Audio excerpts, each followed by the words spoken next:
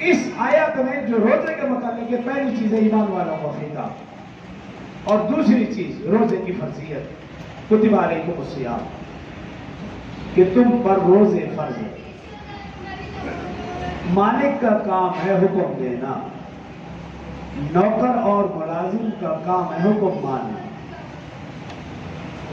اگر نوکر یا ملازم اپنے مالک کا حکم نہیں مانتا، ایک دفعہ، دو دفعہ، تین دفعہ، آخر ایک نہ ایک دن وہ نوکر وہ ملازم اپنی نوکری اپنی ملازمت سے ہاتھ دھو بیٹھے۔ اگر غلام ہے تو وہ سزا پائے گا۔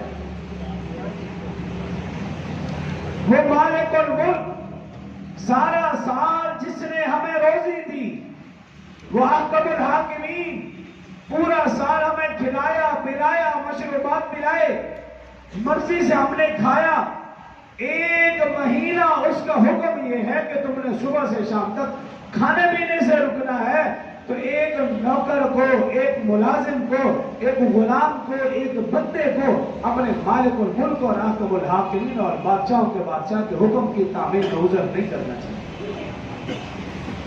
ایک مہینہ، اور اس حکم ماننے میں ہمارا فائدہ ہے، دنیا میں بھی اور آخرت میں۔